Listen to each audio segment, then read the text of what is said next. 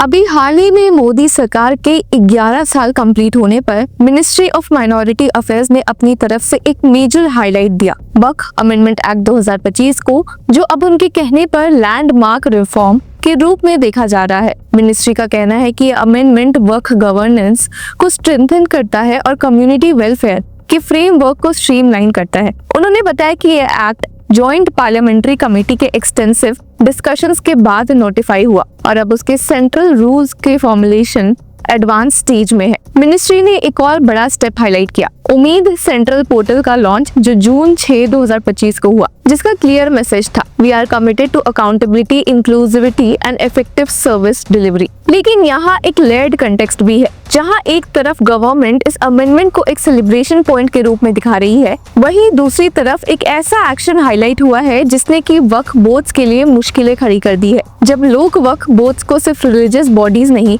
बल्कि कम्युनिटी के बैकबोन के रूप में देखते थे, आज वही बोर्ड्स एक बड़ी फाइनेंशियल क्राइसिस की तरफ बढ़ रही है। तो क्या है ये मामला, चलिए इस वीडियो में समझते हैं। तो बात ऐसी है कि एक्सपर्ट्स और स्टेट वक्फ बोर्ड्स नए ड्राफ्ट रूल्स को लेकर कंसर्न भी जता रहे हैं, स्पेशली ₹5,000 कंट्रीब्यूशन कैप के इशू पर। व्यूअर्स, ड्राफ्ट वक्फ रूल्स 2025 ने एक ऐसा प्रपोजल दिया है जो सिर्फ एक लीगल या एडमिनिस्ट्रेटिव पॉइंट नहीं है, बल्कि एक इंटायर इकोसिस्टम को शेक करने वाला है। वक्फ बोर्ड्स, जो मुस्लिम कम्युनिटी के एजुकेशनल, सोशल और वेलफेयर इंफ्रास्ट्रक्चर का फाउंडेशन है, अब एक नए चैलेंज का सामना कर रहा है, और वो चैलेंज है ₹5,000, सिर्फ ₹5,000। पहले तो समझते हैं कि वक्फ क्या होता है और बोर्ड का क्या रोल है। तो वक्फ का मतलब होता है कि किसी इंसान द्वारा अपनी प्रॉपर्टी या इनकम को परमानेंटली अल्लाह के नाम पर डेडिकेट कर देना, जिनका यूज फिर पब्लिक गुड के लिए किया जाता है। स्कूल्स, ऑर्फनेजेस, मॉस्क, हॉस्पिटल्स और कई social welfare activities.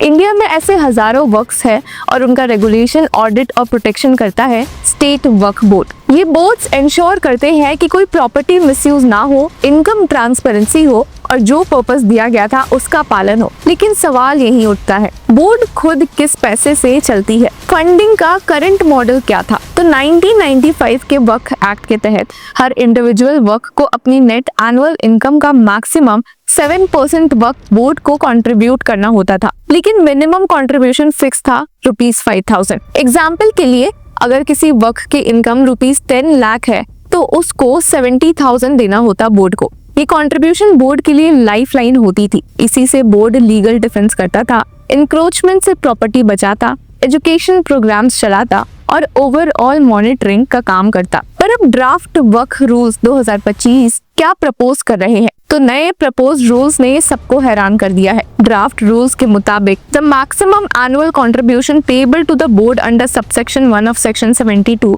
Of the act shall be ₹5,000। Yes, चाहे किसी वक्फ की इनकम 1 लाख हो या 1 करोड़, बोर्ड को देना होगा सिर्फ 5,000। ये कैप एक तरह से बोर्ड्स के रेवेन्यू सोर्सेज को ड्रास्टिकली कट कर देगा। ऑलरेडी 2025 के वक्फ अमेंडमेंट एक्ट ने कंट्रीब्यूशन परसेंटेज को 7% से कम करके 5% कर दिया था, और अब ड्राफ्ट रूल्स कह रहे हैं कि ₹5,000 से ज्यादा लेना ही नहीं है। अब केरला वक्फ बोर्ड के एक ऑफिशियल ने बताया कि the average annual income of the Kerala Waqf board is estimated to be around ₹15 crore. As many as 12,000 individuals waqfs have been registered with the state board. The registration of a large number of waqfs is pending. उन्होंने further कहा कि if this ₹5,000 cap is implemented, our revenue will collapse. The state government offers a meager amount from its coffers for the boards to operate. Most of our funds come from the contribution of individual waqfs. अब board officials का ये भी कहना है कि काफी मुतावालीज वक्फ के जो केयर टेकर्स होते हैं ऑलरेडी कंट्रीब्यूशन नहीं देते और बोर्ड्स को लीगल एक्शन लेना पड़ता है। अगर अब सिर्फ 5,000 रुपए की लिमिट फिक्स हो गई तो उनके पास और कोई इंसेंटिव नहीं रहेगा फुल कंट्रीब्यूशन देने का। ये प्रपोजल नेशनल स्केल पे इम्प्लीमेंट होगा, तो यूपी, बिहार, महाराष्ट्र, कर्नाटका, तमिलनाडु सब जगह बोर्ड्स इस कट का सामना करेंगे। प्रॉब्लम ये है कि कई स्टेट गवर्नमेंट्स वैसे भी वक्फ बोर्ड्स को सिर्फ सिंबॉलिक ग्रांट देते हैं। मेजर रेवेन्यू इंडिविजुअल वक्फ कंट्रीब्यूशन से आता है। अगर वो ₹5,000 तक लिमिटेड हो गया तो बोर्ड सिर्फ नाम का रह जाएगा। Legal defence, audit teams, property recovery, social programmes, सब कुछ कोलैप्स होने लगेगा। अब 1995 के एक्ट में एक और इम्पोर्टेंट प्रोविजन था, the net profit derived by any work from its remunerative undertaking shall be taken as its income. It had exempted the grants given by the government or any local authority or donations received from the public or fees collected from the pupils of educational institutions for non-remunerative undertakings. अब इसका मतलब है कि अगर कोई वक्त अपनी income किसी स्कूल, ऑर्फनेज या हॉस्पिटल से कमा रहा है तो उसका यूज इनकम के रूप में नहीं देखा जाता, सिर्फ प्रॉफिट जनरेटिंग प्रॉपर्टी से आई इनकम को काउंट किया जाता है। तो टेक्निकली हर वक्त की इनकम अलग होती है। एक फ्लैट 5000 का कैप इस लॉजिक को अंडरमाइन करता है। अब लीगल और कॉन्स्टिट्यूशनल एक्सपर्ट्स के मुताबिक bye fixing a flat maximum cap, the government may be introducing an arbitrary and unequal structure. A work earning rupees 1 lakh and a work earning rupees 1 crore, both paying rupees 5000 goes against the principle of proportional contribution। ये भी कहा जा रहा है कि rule delegated legislation के जरिए act की बेसिक इंटेंट को डाइल्यूट करता है। पार्लियामेंट ने लॉ पास किया था जिसमें परसेंटेज बेस्ड सिस्टम था और अब एक रूल के जरिए पूरा मॉडल ही चेंज हो रहा है। तो ग्राउंड लेवल इम्प्लीकेशंस क्या हो सकती है? तो सबसे पहले इम्पैक्ट होगा प्रॉपर्टी प्रोटेक्शन पर। वक्फ बोर्ड्स के पास thousands of acres of land है अक्रॉस इंडिया। हर साल dozens of encroachment cases file होते हैं। इनको लीगली डिफेंड करना कॉस्टली प्रोसेस है, सर्वे, lawyer fees, court processes.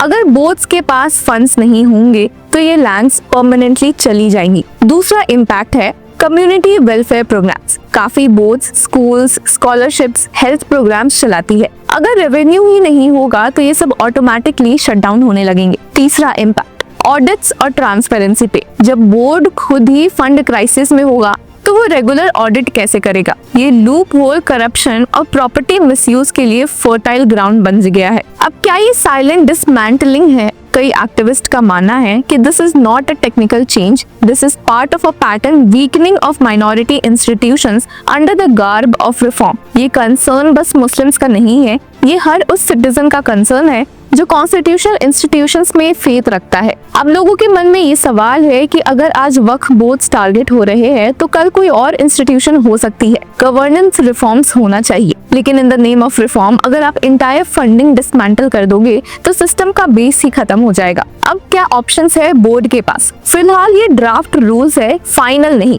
Central government ने इस ड्राफ्ट को सर्कुलेट किया है for comments and feedbacks. Boards और कम्युनिटीज ऑर्गेनाइजेशंस को चाहिए फॉर्मल ऑब्जेक्शंस फाइल करे, लीगल ओपिनियन ले, पब्लिक अवेयरनेस कैंप्स चलाए, पॉलिटिकल रिप्रेजेंटेटिव्स को एंगेज करे। ये एक अपॉर्चुनिटी है लीगल फ्रेमवर्क के अंदर अपनी बात रखने की। लेकिन सिर्फ पैसिव रहने से कुछ नहीं होगा। ये क्वेश्चन रिटोरिकल भी नहीं है, ये सच में एक एग्जिस्टेंशियल क्वेश्चन है। When you cap a community's institution to a token amount, you cap their future।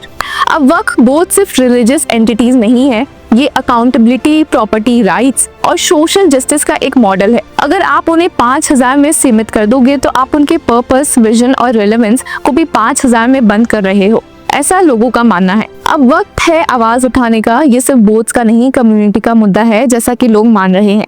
तो क्या आपको लगता है व्यूअर्स कि 5000 का कैप जस्टिफाइड है या ये एक कैलकुलेटेड अटेम्प्ट है इंस्टीट्यूशंस को वीकन करने की? Let us know in the comment section और तब तक के लिए कीप फॉलोइंग लॉ चक्रा।